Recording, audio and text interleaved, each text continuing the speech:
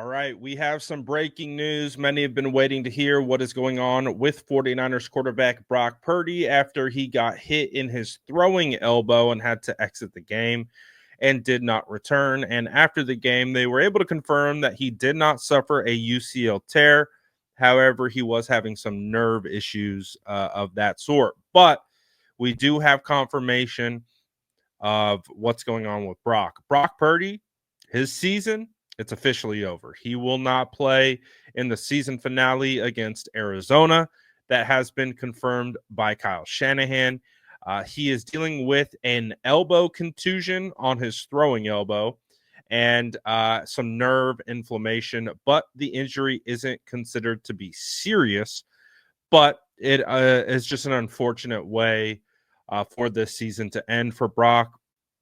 It's just been a roller coaster ride for everyone involved with the 49ers, including the quarterback himself. But that's been the case for everyone. It's just been such an up and down season.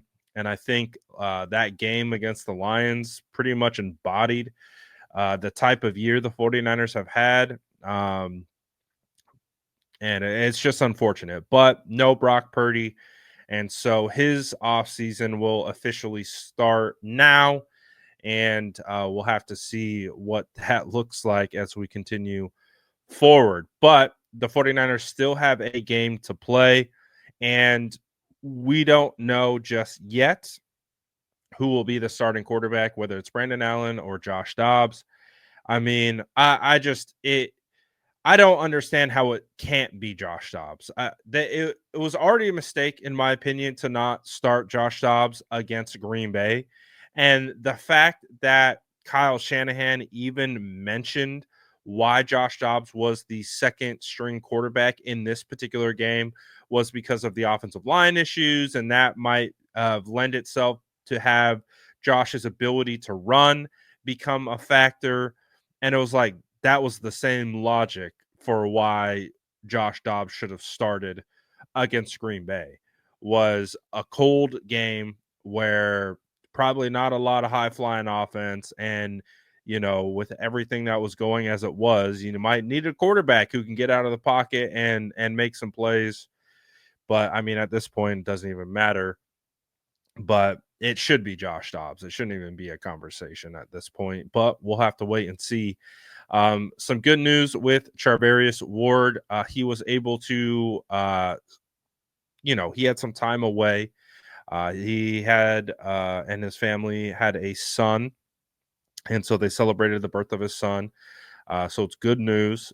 He's expected to return to the team this week.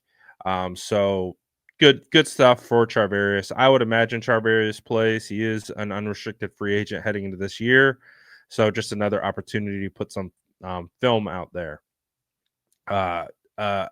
Clearly, Jake Moody has come under heavy scrutiny after just an abysmal second half of the season. Since he's returned from injury, it just seemed to have all fall apart on him. And so Kyle Shanahan was asked about if they will be bringing in any kicking competition for this final game. And Kyle Shanahan said, no, they will not be.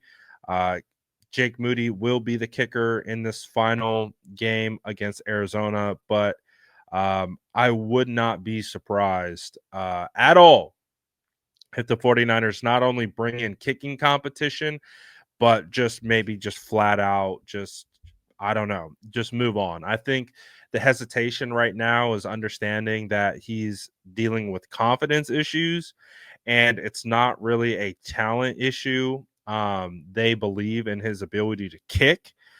What they're dealing with is his confidence. And again, if you don't have confidence as a kicker, I mean, Jake even said this yesterday when being interviewed. He said, if you don't have confidence as a kicker, you have nothing. And that's the entire point, is that he has no confidence. His confidence is shot. This fan base is not going to cut him any slack. So yeah, he might be a good kicker one day. He might figure it out. He might, but it's unfortunately most likely going to have to be with a different team, because I just don't see it happening here. Um, and it was really apparent, like, you go back to like Kyle Shanahan making the call, and he's like, "Oh, you better not make us regret this pick," like right off the bat. Like, "Hey, we just drafted you with the third round. You better not make us regret it." No pressure, no pressure at all. And he clearly hasn't been able to withstand that pressure. And it was one of the biggest concerns that I had when the 49ers had drafted him in the third round. I said it on draft night. I said, this is the equivalent of drafting a quarterback in the top 5 in regards to expectations. And expectations lends itself to pressure. And so that's one of the biggest hesitations that I had with the 49ers drafting a kicker in the third is, all right, now he's expected to be the best kicker in the league when you draft him with the third pick. And he's expected to be that right out the gate. He's expected to be that as a rookie. And that's a lot of pressure to put on someone whose job is being a kicker. So I don't know. I don't know what the 49ers are going to do at that spot, but I think we're all in the same kind of situation and agreement that they need to do something different. I like Jake Moody personally. He had no issues with him. But as we know, this is a production based business, and his job in this league is to produce field goals. And that just is not happening. And when you start missing PATs, you can't rely on them. And I mean, how many games now can we like look back and say that the 49ers have lost, and a contributing factor has been Jake Moody missing field goals? So I don't know. I don't know how they continue to move forward with that situation. But at least at the end of the day, with everything and how it's all playing out, uh, the the season honestly uh, can't the end. I don't think can come fast enough. Just I think we have a clear understanding of who's who and what's what, and we just get through this game, rest Kittle, like put Pearsall out there, sit Demo, sit Fred. I mean, they're probably gonna play Fred, but sit Bosa. Just sit them. Like, there's no point. And it would be totally the 49ers luck to have a season-ending injury. I'm not wishing that. I'm knocking on wood as I say that, but it would be their luck for that to occur. So it's like, let's avoid that situation altogether. We're in full-blown off-season mode. Let's not pretend. Okay, I don't mind the artful tank against the Lions. They showed me what I needed to see. They showed me they're still competitive. They showed me they still got things to clean up, but they showed me a lot of things that I wanted to see. And they could have won that game, but they didn't. Don't risk injury against the Arizona Cardinals. Just don't do it. I think that would be a short-sighted situation when I get it. Like, they're professionals, they got to play. I understand it. I know they don't like this conversation. I get it, but what what's the risk reward analysis here? What's the risk reward analysis? And I think that's a very simple way of just looking at it. It's like risk reward. Is there more risk or is there more reward? And at this point, there is way more risk than there is reward.